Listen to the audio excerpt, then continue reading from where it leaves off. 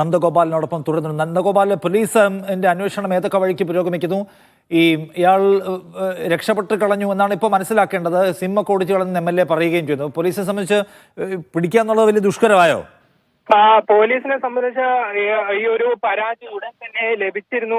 അതായത് നാട്ടുകാർ ഉടൻ തന്നെ ഈ ഒരു സംഭവം പോലീസിൽ വിവരം അറിയിച്ചിരുന്നു എന്നുള്ളതാണ്. ഞാൻ നേരത്തെ പറഞ്ഞതുപോലെ രാവിലെ 10 മണിക്കാണ് ഈ സംഭവം നടക്കുന്നത്. എല്ലാവരും കണ്ടു നിൽക്കെ നടക്കുന്ന ഒരു ആക്രമണമാണ്. അപ്പോൾ പെട്ടെന്ന് തന്നെ വിവരം അറിഞ്ഞ പോലീസിൽ വിവരം അറിയിക്കാനും സാധിച്ചിട്ടുണ്ടായിരുന്നു. പക്ഷേ ഈ ഒരു ആക്രമണത്തിന് തൊട്ട് പിന്നാലെ തന്നെ ഈ ചെന്താമര ഇവിടെ നിന്നും കടന്നു കളയുകയായിരുന്നു. ഏതായാലും പോലീസ് അപ്പോൾ തന്നെ അന്വേഷണം ആരംഭിച്ചിട്ടുണ്ട്. അതനുസരിച്ചാണെങ്കിൽ ഈ ചെന്താമരയ്ക്ക് കൂടുതൽ ദൂരമൊന്നും തന്നെ പോകാൻ സാധിച്ചിട്ടുണ്ടാകില്ല എന്നുള്ളതാണ് പോലീസിന്റെ നിഗമനം. നേരത്തെ ഇപ്പോൾ MLA സൂചിപ്പിച്ചതുപോലെ ഫോണിന്റെ പൊട്ടിച്ചു കളഞ്ഞിട്ടുണ്ടെങ്കിൽ പോലും ചെന്താമര പോകാൻ സാധ്യതയുള്ള പ്രദേശങ്ങളും ഒക്കെ തന്നെ കേന്ദ്രീകരിച്ചുള്ള ഒരു അന്വേഷണമാണ് പോലീസ് ഇപ്പോൾ നടത്തുന്നത് എന്നുള്ളതാണ് മനസ്സിലാക്കുന്നത്. ഏതായാലും വളരെയധികം ഒരു സംഭവം. ഒരു കുടുംബത്തിലെ 3 പേരെയാണ് ഒരു വ്യക്തി പ്പെടുത്തിയിട്ടുള്ളത്. അതിൽ 2019 ഒരാളെ കൊലപ്പെടുത്തുന്നു. തുടർന്ന് ഇതിന്റെ ശിക്ഷ അനുഭവിച്ചുകൊണ്ടിരിക്കുമ്പോൾ പരോളിൽ വന്ന് ആ കുടുംബത്തിലെ മറ്റു 2 പേരെ കൂടെ കൊലപ്പെടുത്തുന്നു എന്ന് പറയുന്നത് വളരെയധികം ഞെട്ടിക്കുന്ന ഒരു സംഭവമാണ്. ഈ 2019 സജിതയെ കൊലപ്പെടുത്തിയ സംഭവത്തിൽ അടുത്ത മാസമാണ് ഈ ഒരു വിചാരണ തുടങ്ങാനിരിക്കുന്നത്. ഈ വിചാരണ തുടങ്ങാനിരിക്കെയാണ് ചെന്താമര വീണ്ടും വന്ന ഭാര്യയെയും അമ്മയെയും മകനെയും കൂടെ വെട്ടിക്കൊലപ്പെടുത്തിയിട്ടുള്ളത്. അപ്പോൾ അത് വലിയ രീതിയിലുള്ള ഞെട്ടൽ കൂടെ ഉണ്ടാക്കിയിട്ടുണ്ട്. ഏതായാലും പോലീസ് ഇയാളെ കണ്ടെത്തുന്നതിന് വേണ്ടിയുള്ള അന്വേഷണത്തിലാണ് എന്നുള്ളതാണ്. വളരെയധികം സജീവമായി തന്നെ അന്വേഷണം പുരോഗമിച്ചുകൊണ്ടിരിക്കുന്നുണ്ട്.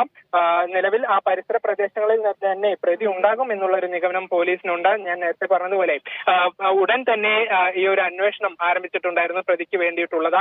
അപ്പോൾ അധിക സമയം ഇദ്ദേഹത്തിന് രക്ഷപ്പെടാൻ വേണ്ടി കിട്ടിയിട്ടുണ്ടാകില്ല എന്നുള്ളതാണ് പോലീസ് കരുതുന്നത്. അപ്പോൾ ആ അർത്ഥത്തിൽ ഉടൻ തന്നെ പ്രതിയെ കണ്ടെത്തും എന്നുള്ളതാണ് മനസ്സിലാക്കുന്നത്. അടുത്ത വീട്ടുകാർ തമ്മിലുള്ള ഒരു തർക്കമാണ് ഈ ഒരു കൊലപാതകത്തിൽ കലാശിച്ചത് എന്നുള്ളതാണ് വളരെയധികം ഞെട്ടിക്കുന്ന സംഭവം. ഏതായാലും ഉടൻ തന്നെ പ്രതിയെ കണ്ടെത്തും. അതിനുശേഷം മറ്റ് നടപടികൾ ഉണ്ടാകുമെന്നുള്ളതാണ് അറിയുന്നത്. അല്ല നന്ദഗോപാൽ, ഇത് ഈ വീട്ടുകാർ തമ്മിലുള്ള പരസ്പര തർക്കം, അയൽവക്കക്കാർ തമ്മിലുള്ള തർക്കം, ആ തർക്കമാണോ ഇത്ര വലിയ ക്രൈമിലേക്ക് ഇതിനെ എത്തിച്ചത്? അത് അങ്ങനെയാണ് മനസ്സിലാക്കുന്നത്. അതായത് ഈ ചെന്താമര എന്ന് പറയുന്ന വ്യക്തിക്ക് മുൻപും പല സ്വഭാവ ദൂഷ്യങ്ങൾ ഉണ്ടായിരുന്നു എന്നുള്ളത് അവിടെ നിന്നും നാട്ടുകാരൊക്കെ തന്നെ പറയുന്നുണ്ട്. അതായത് ഇദ്ദേഹത്തിന്റെ മറ്റ് പ്രശ്നങ്ങളൊക്കെയുള്ള ഒരു വ്യക്തിയായിരുന്നു എന്നുള്ളതാണ് മനസ്സിലാക്കുന്നത്. അങ്ങനെ വരുമ്പോൾ ഈ ഒരു തർക്കം കൊലപാതകത്തിലേക്ക് കലാശിച്ചു എന്നുള്ളതാണ്. അപ്പോൾ ഒരു അയൽവാസികൾ തമ്മിലുള്ള ഒരു തർക്കമാണ് ഈ ഒരു വലിയ കൊലപാതകത്തിലേക്ക് എത്തിയത് എന്നുള്ളതാണ് വളരെയധികം ഞെട്ടിക്കുന്ന സംഭവം. ഏതായാലും ഈ കാര്യത്തിൽ കൂടുതൽ വ്യക്തത കൂടെ വരേണ്ടതുണ്ട്. ഏതായാലും 2019 നടന്ന സംഭവത്തിൽ ഈ അയൽവാസികൾ തമ്മിലുള്ള തർക്കത്തിനെ തുടർന്നാണ് ഈ ഒരു സ്ത്രീയെ സജിതയെ ചെന്താമരൻ വെട്ടിക്കൊലപ്പെടുത്തിയത് എന്നുള്ളത് വ്യക്തമാണ്. ഇതേ പശ്ചാത്തലത്തിൽ തന്നെയായിരിക്കാം ഈ 2 കൊലപാതകങ്ങൾ കൂടെ ഇന്നിപ്പോൾ നടത്തിയത് എന്നുള്ളതാണ് മനസ്സിലാക്കുന്നത്. ഏതായാലും പോലീസ് പ്രതിയെ കസ്റ്റഡിയിൽ കിട്ടിയ ശേഷം കൂടുതൽ വിവരങ്ങൾ പറയാമെന്നുള്ളതാണ് മനസ്സിലാക്കുന്നത്. പോലീസ് ഇപ്പോൾ ഇയാളെ കണ്ടെത്തുന്നതിന് വേണ്ടിയുള്ള പരിശ്രമത്തിലാണ്. നന്ദഗോപാൽ, ഈ മരിച്ച ആളുകൾക്ക് എന്ത് പ്രായമുള്ളവരാണ്? ഇതിൽ നമ്മൾ മനസ്സിലാക്കുന്നതനുസരിച്ച് ഈ പോത്തുണ്ടി സ്വദേശിയായ സുധാകരൻ 58 വയസ്സാണ്. മാതാവ് ലക്ഷ്മി 76 വയസ്സുള്ള സ്ത്രീയാണ്. ഇവരെ 2 പേരെയുമാണ് ഇന്ന് രാവിലെ 10 മണിക്ക് ഈ ചെന്താമര കൊലപ്പെടുത്തിയത്. 58 വയസ്സുള്ള വ്യക്തിയാണ് ചെന്താമര. ഇയാളെയുമായി ബന്ധപ്പെട്ട കൂടുതൽ വിവരങ്ങളൊക്കെ പോലീസ് ഉടൻ തന്നെ കൈമാറും എന്നുള്ളതാണ് മനസ്സിലാക്കുന്നത്. പ്രത്യേകിച്ചും പ്രതിയെ പെട്ടെന്ന് കണ്ടെത്തുന്നതിന് വേണ്ടിയുള്ള നടപടികളിൽ കൂടെ ഇത് ഉൾപ്പെടുമെന്നുള്ളതാണ്. ഒപ്പം ഇയാൾ പോകുന്ന സ്ഥലങ്ങളിലൊക്കെ തന്നെ പോലീസ് അന്വേഷണം വ്യാപിപ്പിച്ചിട്ടുമുണ്ട്.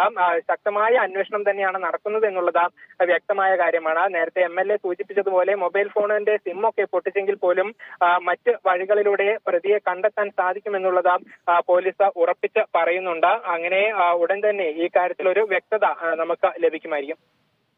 ശരി, എന്തായാലും കേരളത്തെ നടുക്കുന്ന വലിയ കൊലപാതകങ്ങൾ നടന്നുകൊണ്ടിരിക്കുന്ന ഒരു സീസണിലൂടെയാണ് നമ്മൾ കടന്നു പോകുന്നത് പറഞ്ഞാൽ പോലും തെറ്റുണ്ടാവില്ല. ആ നിലയ്ക്ക് വലിയ തോതിൽ കേരളത്തിൽ കൊലപാതകങ്ങൾ ആവർത്തിക്കപ്പെടുകയാണ്. ഇരട്ട കൊലകൾ നടത്തുക, മൃഗീയമായ കൊലപാതകങ്ങൾ നടത്തുക എന്നീ സംഗതികൾ ഈ ദിവസങ്ങളിൽ വലിയ തോതിൽ വാർത്തകളായി നിരന്തരമായി വന്നുകൊണ്ടേയിരിക്കുന്നു എന്നുള്ള നിർഭാഗ്യമായ ഒരു സംഗതി കൂടിയുണ്ട്. അതിനിടയ്ക്കാണ് ഇപ്പോൾ നെന്മാറയിൽ നിന്ന് ഇങ്ങനെ ഒരു ഭയാനകമായ വാർത്ത വരുന്നത്. ഒരു വീട്ടിലെ ഒരാളെ വെട്ടിക്കൊന്ന കേസിൽ ജയിലിൽ പോയ ഒരാൾ 6 വർഷത്തിന് ശേഷം ജയിലിൽ നിന്ന് പുറത്തു വന്ന അതേ വീട്ടിലെ ബാക്കി ഉണ്ടായിരുന്ന 2 പേരെ കൂടി കൂടി വീട്ടിൽ കയറി രാവിലെ വെട്ടിക്കൊലപ്പെടുത്തുന്നു, അതിനുശേഷം കടന്നു കളയുന്നു.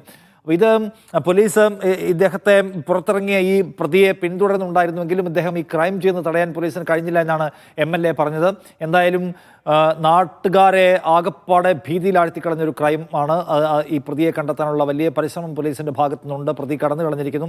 MLA നേരത്തെ ചൂണ്ടിക്കാണിച്ചതുപോലെ നെല്ലിയാമ്പതി മലയടിവാരത്തുള്ള സ്ഥലത്തുകൂടി ഇയാൾ കടന്നു കളയുമോ എന്നുള്ള ആശങ്ക എന്തായാലും പോലീസിന് ഉണ്ട് താനും. പോലീസ് അതിലും വ്യാപകമായ പരിശോധന ഇയാളെ കണ്ടെത്താൻ നടത്തുകയാണ്. രണ്ടുപേരുടെയും മൃതദേഹങ്ങൾ ഇപ്പോൾ ആശുപത്രിയിൽ എത്തിച്ചിരിക്കുന്നു. പോസ്റ്റ്മോർട്ടത്തിന് ശേഷമായിരിക്കും മറ്റ് നടപടികളിലേക്ക് പോവുക. രണ്ട് വീട്ടുകാർ തമ്മിലുള്ള ഏതോ വിഷയത്തിന്മേലുള്ള കലഹം, ആ കലഹമൊടുക്കം പരസ്പര വിരോധത്തിലേക്ക് മാറുകയും വീട്ടിൽ കയറി ഈ പറയുന്ന ഇപ്പോഴത്തെ കൊല്ലപ്പെട്ടയാളുടെ ഭാര്യയെ കൊല്ലുന്നു. 5 വർഷം 6 വർഷം മുൻപ്. അതിനുശേഷം ജയിലിൽ പോകുന്നു. ആ ജയിൽവാസത്തിനിടയിൽ ജാമ്യത്തിനിറങ്ങി പുറത്തു വന്നാണ് ഇപ്പോൾ ബാക്കി രണ്ടുപേരെ കൂടി വീട്ടിലെ ആളെ കൊല്ലുന്നത് എന്നാണ് നമ്മൾ കാണുന്നത്.